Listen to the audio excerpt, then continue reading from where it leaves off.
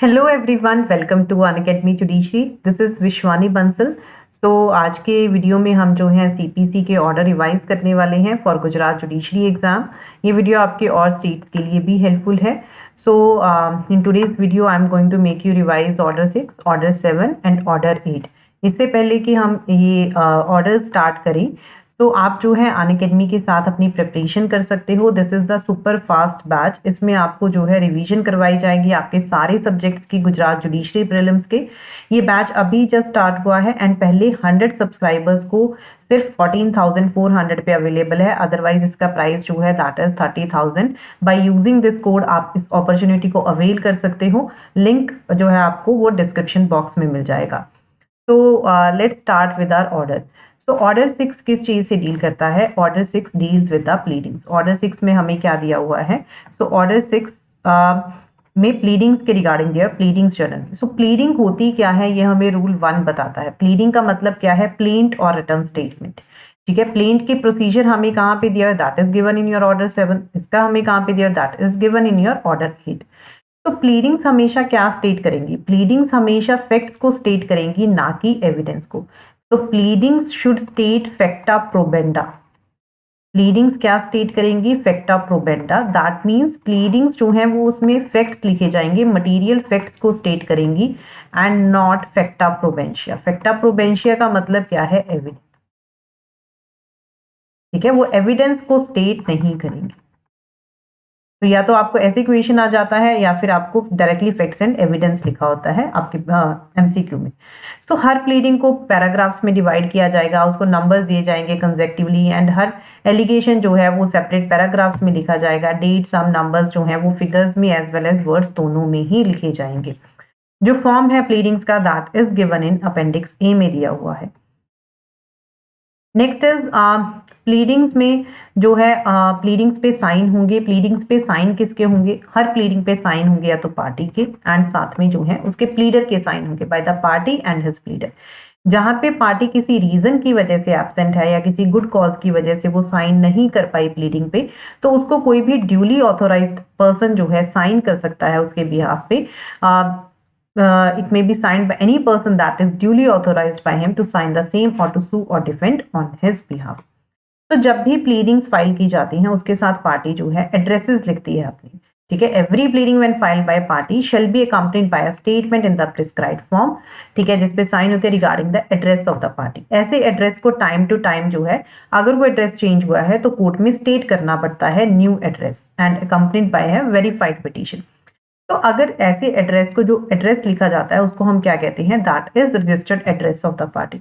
अगर suppose party को address जो है वो करेक्ट देना होता है, पार्टी ने, अगर कोर्ट ने डिस्कवर किया कि जो रजिस्टर्ड एड्रेस पार्टी ने दिया हुआ है वो इनकम्प्लीट है, फॉल्स है, वेक्सेशियस, फिक्टिशियस है, कि पार्टी ने करेक्ट एड्रेस नहीं दिया हुआ है, या तो कोर्ट को सुओ मोटो इस चीज के रिगार्डिंग पता चल गया, पार्टी की एप्लीकेशन के ऊपर पता चल गया, तो अगर तो ये रजिस्टर्ड एड्रेस प्लेंटिफ ने गलत दिया है, इनकम्प्लीट, फॉल्स या फिक्टिशियस दिया है, तो कोर्ट स्टे लगा देगी सूट पे। ठीक है, then the court shall stay the suit. अगर ऐसा डिफेंडेंट ने किया है तो कोर्ट उसके डिफेंस को स्ट्रक आउट कर देगी एंड उसको सेम पोजीशन पे प्लेस कर देगी जैसे कि उसने कोई डिफेंस ही नहीं दिया था, as if he had not put up any defence. So verification, हर प्लीडिंग की जो है वेरिफिकेशन होती है, हर प्लीडिंग को वेरीफाई किया जाता है at the foot of the by the party और by one of the party. ठीक है, कोई भी या फिर कोई भी पर्सन से जो एक्वेंटेड है with the facts of the case. जो पर्सन वेरीफाई कर रहा है वो स्पेसिफाई करेगा कि कौन से नंबर्ड पैराग्राफ्स वो वेरीफाई कर रहा है अपनी खुद की नॉलेज से एंड कौन से वो वेरीफाई कर रहा है जो इन्फॉर्मेशन उसको मिली है या वो बिलीव करता है कि ये ट्रू है। ठीक है, जो पर्सन वेरीफाई कर रहा है उसके ऊपर वो डेट लिखेगा एंड प्लेस लिखेगा कहाँ पे वो साइन हुए हैं, एंड जो भी पर्सन उसको वेरीफाई करता है वो साथ में एफिडेविट देगा इन support of his pleading. So this is given in your verification होगी हर प्लीडिंग की, चाहे वो प्लेंटिफ है, चाहे वो प्लेंट है, चाहे वो रिटर्न स्टेटमेंट है। स्ट्राइकिंग आउट ऑफ प्लीडिंग, तो कोर्ट किसी भी स्टेज पे ऑर्डर कर सकती है किसी भी प्लीडिंग को स्ट्रक आउट करने के लिए, अमेंड करने के लिए, जो अननेसेसरी है, स्कैंडलस है, फ्रिवलस है, वेक्सेशियस है, जो प्रेजुडिस कर सकती है, एम्बेरस या डिले कर सकती है fair trial of the suit को, या फिर which is otherwise an abuse of the process of the court. So rule 16 में what is given? This is given is striking out of the pleadings and this can be done at any stage of the proceeding पे court इसको जो है delete कर सकती है। Amendment का मतलब क्या होता है? Modification in the pleadings that is already filed by a party. तो अमेंडमेंट की एप्लीकेशन दोनों में से कोई भी पार्टी दे सकती है, ऐसा नहीं है कि प्लेंटिफ ही देगा। That can be given by the defendant also, and court किसी भी स्टेज ऑफ द प्रोसीडिंग पे अलाउ कर सकती है किसी भी पार्टी को ऑल्टर या अमेंड करने के लिए प्लीडिंग्स को, ठीक है, इन सच मैनर, अगर कोर्ट को लगता है कि ऐसी अमेंडमेंट जरूरी है for the purpose of determining the real question in controversy between the parties, कि ऐसी अमेंडमेंट अगर नहीं होगी तो जो रियल कंट्रोवर्सी है वो डिसाइड नहीं कर सकती court, then the court can allow the amendment of pleading.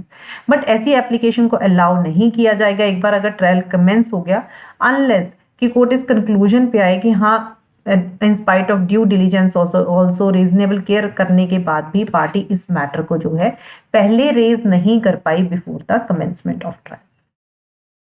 अगर पार्टी कोर्ट ने अलाउ कर दिया, ठीक है, कोर्ट ने अलाउ कर दिया पार्टी को अमेंड करने के लिए, सपोज एप्लीकेशन लगा दी प्लेंटिफ ने, द कोर्ट हैज अलाउड, तो कोर्ट ने जो टाइम दिया है उसमें उसको अमेंडमेंट करनी होगी। अगर टाइम पीरियड नहीं दिया है तो उसको 14 डेज में ऐसे ऑर्डर से जो है उसको अमेंडमेंट करनी होगी। If the party who has obtained an order for leave to amend does not amend accordingly within the time limited for that purpose, और if अगर कोई टाइम नहीं लिमिट किया गया है तो 14 दिन में करना होगा। अगर उसने ऐसा नहीं किया है तो बाद में उसको परमिट नहीं किया जाएगा कि वो पीरियड के खत्म होने के बाद उसको अमेंड कर सके, अनलेस कि उस टाइम पीरियड को कोर्ट एक्सटेंड ना कर दे। These are the important rules of pleadings that is dealt under your order 6. Next is order 7 that is plaint. एक प्लेंट में क्या क्या लिखा जाएगा वो हमें रूल 1 में दिया। प्लेंट में क्या क्या लिखा जाएगा? सबसे पहले नेम लिखा जाता है कोर्ट का जहाँ पे सूट ब्रॉट अप होता है, name, description, place of residence of plaintiff, defendant लिखा जाता है, ठीक है, क्या रिलीफ सॉर्ट कर रही है, ठीक है, पार्टी, वो चीजें लिखी जाती हैं, ये फैक्ट की कोर्ट की जुरिसडिक्शन है ये लिखा जाता है, कॉज ऑफ एक्शन जो अराउज हुआ, तो सारी चीजें जो है प्लेंट में लिखी जाती हैं। पर्टिकुलर्स क्या लिखे जाएंगे वो हमें रूल 1 में दिया हुआ। अगर कोई सूट है रिकवरी ऑफ मनी तो उसमें अमाउंट स्टेट किया जाएगा, प्रिसाइज अमाउंट पार्टी स्टेट करेगी कि इसमें प्लेंटिफ स्टेट करेगा कि इसमें कितना अमाउंट मांगा गया है। अगर प्लेंटिफ ने सू किया है मींस प्रॉफिट के लिए तो उसमें प्रिसाइज अमाउंट लिखने की जरूरत नहीं है, उसमें अगर एस्टिमेट अमाउंट भी लिखा हुआ है तो भी ठीक है, ठीक है, अदरवाइज तो वी हैव सीन कि प्रिसाइज अमाउंट लिखा जाएगा। अगर ऐसा है मींस प्रॉफिट के regarding, then the plaint shall state approximately the amount और the value that is suit for. Next is relief हमेशा स्पेसिफिकली स्टेट किया जाएगा। तो हम एक लिमिटेशन एक्ट में पढ़ते हैं, आपने अगर पढ़ा हो, दैट इज योर सेक्शन 5 में कंडोनेशन ऑफ डिले, तो वहां पे आप अपील को कंडोन करवा सकते हो, सूट को कंडोन नहीं करवा सकते हो। तो where that is given here, that is order 7 rule 6 में दिया कि अगर कोई सूट इंस्टीट्यूट किया गया after the expiration of the period, जो भी लॉ ऑफ लिमिटेशन में प्रिस्क्राइब किया गया, तो अगर प्लेन शो करती है ग्राउंड की किस के बेसिस के ऊपर एग्जामिशन अलाउ की जाए तो इसमें वो कर सकती है कोर्ट। सो कोर्ट परमिट कर सकती है प्लेंटिफ को to claim exemption from the law of limitation on any ground not set out in the plaint, that is not set out in relief जो है that is to be specifically stated, उसको specifically उसमें state किया जाएगा। अगर plane proper way से लिखी गई है, ठीक है, उसमें सब कुछ मेंशन्ड है, तो कोर्ट उसको एडमिट कर लेगी। अगर कोर्ट ने उसको एडमिट कर लिया तो प्रोसीजर क्या है on the admission of plaint, that is given in your rule 9। अगर कोर्ट ने प्लेंट को एडमिट कर लिया तो कोर्ट प्लेंटिफ को बोलेगा कि आप कोर्ट में उतनी कॉपीज डिपॉजिट करवाओ समन्स की जितने डिफेंडेंट्स हैं, प्लस आप रिक्विसाइट फी डिपॉजिट करवाओ जितनी लगेगी समन्स को सेंड करने के लिए। So where court orders the summons to be served on the defendant in the manner, it will direct the plaintiff to present as many copies of the plaint on the plain paper as there are defendants, कितने days के अंदर, within 7 days from the date, along with the fee जो भी लगेगी summons को सर्व करने के लिए। अगर प्लेन प्रेजेंट कर देगी एंड कोर्ट को लगता है कि नहीं, जहां पे वो प्रेजेंट की गई है कोर्ट की जुरिसडिक्शन नहीं है उसको डिसाइड करने की, तो कोर्ट क्या करेगी, कोर्ट प्लेन को रिटर्न कर देगी। So the plaint shall at any stage of the suit be returned to be presented to the court in which the suit should have been instituted. Next is what are the grounds on the basis of which a plaint can be rejected. कौन से grounds के ऊपर एक plaint reject हो सकती है, that is given in your order 7 rule 11 और rule आपने इसका याद रखना है। So there are 6 grounds that are given here. अगर प्लेन डिस्क्लोज नहीं करती है कॉज ऑफ एक्शन को, अगर लीव जो क्लेम किया गया है वो अंडर वैल्यूड है एंड कोर्ट के कहने के बाद भी उसकी वैल्यूएशन को करेक्ट नहीं किया गया है, अगर जो लीव क्लेम किया गया वैसे तो प्रॉपरली वैल्यूड है बट वो दैट इज कि वो इनसफिशिएंट पेपर पे plaint is return a paper insufficiently stamped है, कोर्ट ने बोला भी but still no correction is done. अगर सूट जो है दैट अपीयर्स कि ये बार्ड बाय एनी लॉ है, ठीक है, चाहे वो लिमिटेशन एक्ट हो गया या किसी और लॉ के under, then that can be rejected. अगर वी नो दैट कि ऑर्डर 4 ये कहता है, ऑर्डर 4 का रूल 1 कि प्लेन जब भी फाइल होती है that should be filed in duplicate, अगर वो डुप्लीकेट में नहीं फाइल हुई तो कोर्ट उसको रिजेक्ट कर देगी। अगर प्लेंटिफ फेल करता है कंप्लाई करने के लिए, जो प्रोविजंस आपको रूल 9 में देनी है, कौन सी प्रोविजंस, दैट इज कि प्रोसीजर क्या है on the admission of plaint, कि अगर प्लेंट एडमिट होती है तो उसको कॉपी सप्लाई करनी होगी प्लस फी डिपॉजिट करवानी होगी 7 डेज के अंदर। अगर वो ऐसा नहीं करता है तो कोर्ट क्या कर सकती है, कोर्ट प्लेंट को रिजेक्ट कर सकती है इसमें। Now what is the procedure on rejection of plaint? अगर प्लेंट कोर्ट ने रिजेक्ट कर दी ऑर्डर 11 में तो कोर्ट रीजंस रिकॉर्ड करेगी कि क्यों कोर्ट प्लेंट को रिजेक्ट कर रही है। नाउ अगर कोर्ट ने प्लेंट को रिजेक्ट कर दिया, क्या सेम ग्राउंड्स के ऊपर जो है फ्रेश प्लेंट फाइल की जा सकती है on the same cause of action? The answer is yes, that is given in your rule 30. This says that the rejection of plaint on any of the grounds that is mentioned shall not on its own force preclude the plaintiff from presenting a fresh plaint in respect of the same cause of action. ना जब भी plaintiff सू करता है, जिन documents पर वो rely करता है, जो उसकी पोजेशन है, पावर में है, वो उसको एंटर करने होते हैं एक लिस्ट में एंड उसको कोर्ट में वो प्रेजेंट करने होते हैं एज ए नेक्स्टेड। अगर उसके पास पोजेशन या पावर में नहीं है तो उसको स्टेट करना पड़ेगा कि वो इनके ऊपर रिलाई करते हैं जिसकी पोजेशन या पावर में नहीं है। ना जो डॉक्यूमेंट्स को प्रोड्यूस करने थे उसने प्रेजेंट नहीं किए, उसने एंटर नहीं किया, नेक्स्चर नहीं लगाए, ठीक है, तो वो बाद में बिना कोर्ट की परमिशन के उसको एविडेंस में रिसीव नहीं किया जा सकता at the hearing of the suit, then that shall not without leave of the court be received in evidence on his behalf at the hearing of the suit.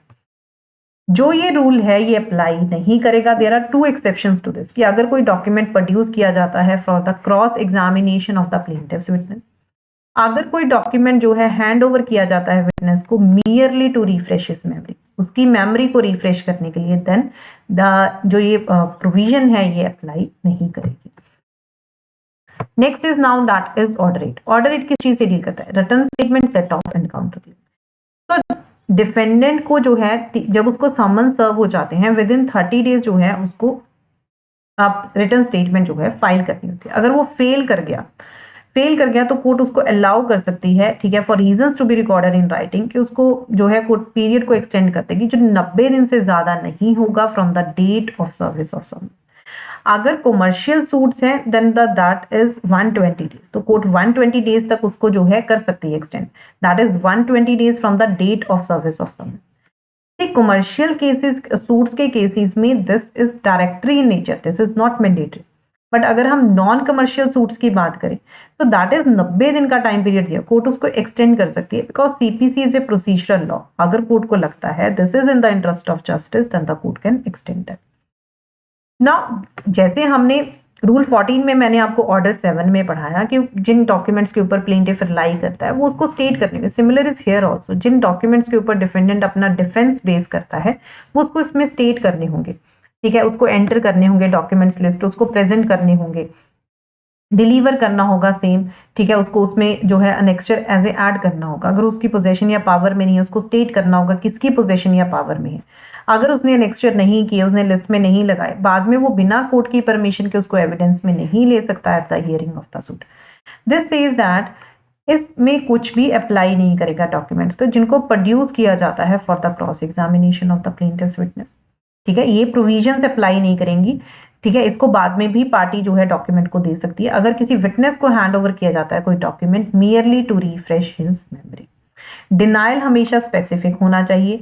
अगर denial specific नहीं है तो ये मान लिया जाएगा कि पार्टी जो है उसको एडमिट कर रही है। If not denied specifically then ये माना जाएगा that shall be deemed to be taken as admitted except if the person is under disability.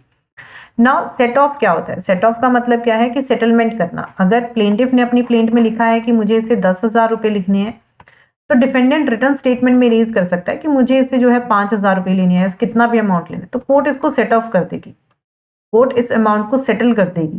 सो कितना अमाउंट रह जाएगा? 5,000 रुपीज। सेट ऑफ हमेशा रिकवरी ऑफ मनी सूट्स में होता है, जैसे suit for recovery of money में होता है सेट ऑफ, ठीक है। ये एक्सीड नहीं करना चाहिए pecuniary limits of the jurisdiction of the court, हमेशा a certain sum of money के लिए होता है।